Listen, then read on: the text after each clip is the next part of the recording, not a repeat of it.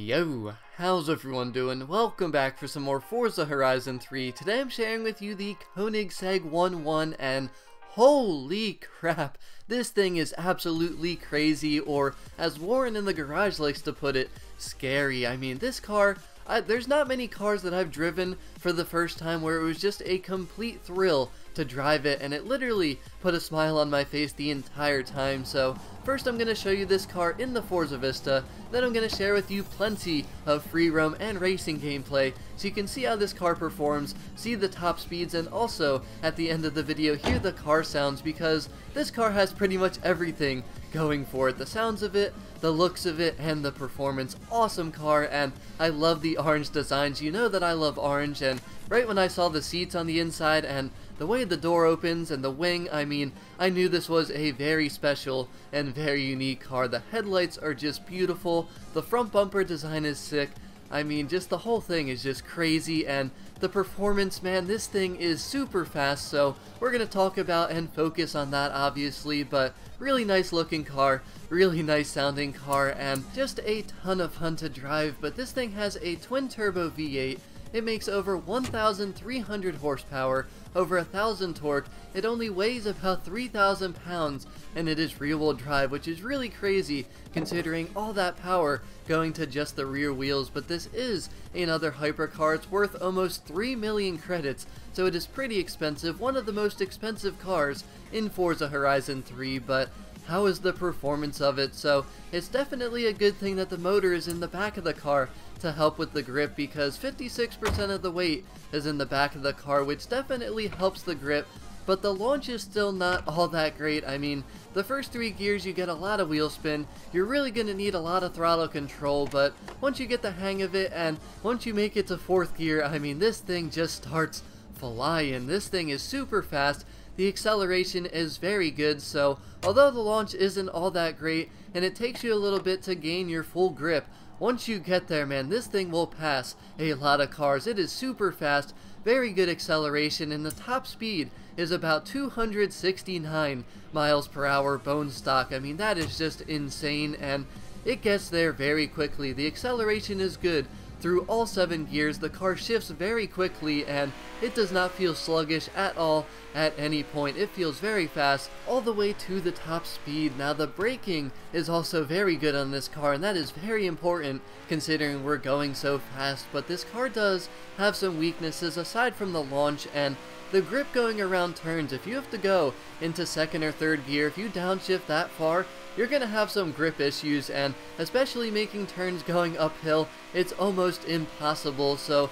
what I did is actually, instead of going into 2nd gear, which is really where I should have been, I just stayed in 3rd gear and really had some very difficult, but I had to do it, had really good throttle control, and I pretty much had to let off the gas almost all the way, but to make sure that I still kept accelerating to gain speed and just make it back to 4th gear, because once you're in 4th gear, the grip is very good. You can slide a little bit if you push the car too hard going around turns, but 4th gear is when you have very good grip, and you will have no problem at all in 5th, 6th, and 7th gear with grip. So the speed on this thing, though, makes up for that for sure, because even if you have to slow down around turns, you're probably well ahead of the rest of the pack by then. And the one other weakness, and it's not a terrible weakness, but there's other cars out there that are better, is the handling. The handling is very good on this thing, but it's not top tier. The Porsche 918 and the Centenario, even though they're all-wheel drive versus this car being rear-wheel drive,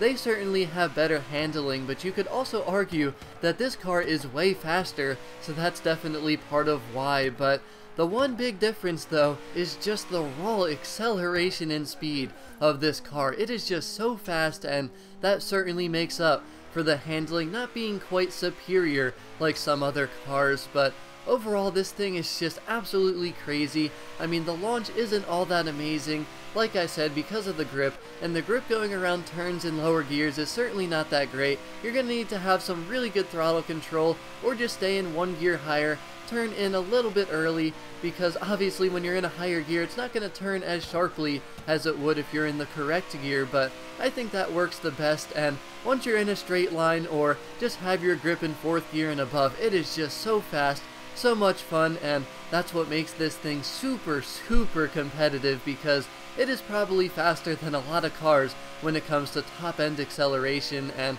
that's why I love this thing a lot. It's so much fun for highway pulls, racing, cruising, anything you want to do with it. And if you haven't guessed yet, yes, this thing is absolutely worth the almost 3 million credits. It's a ton of fun to drive. It's gonna be a thrill every time you step on that gas pedal, and man, I just love this thing a lot. I really wish that I would have got this thing earlier, but if nothing else proves the worth of this car, this race will right here, because the time I set with this thing, and considering its rear-wheel drive without traction control, was less than 2 seconds slower than my Porsche 918 build, which got me ranked about number 100 on the S2 leaderboard for this race. So that right there should totally prove it, and I'm going to leave you with this racing gameplay so you can see how this thing performs, and then you're also going to see some free roam gameplay so you can really hear the sounds of this car. But I really hope that everyone enjoyed this video.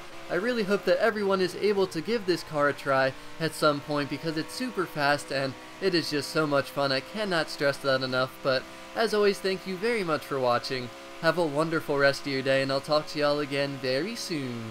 Peace out.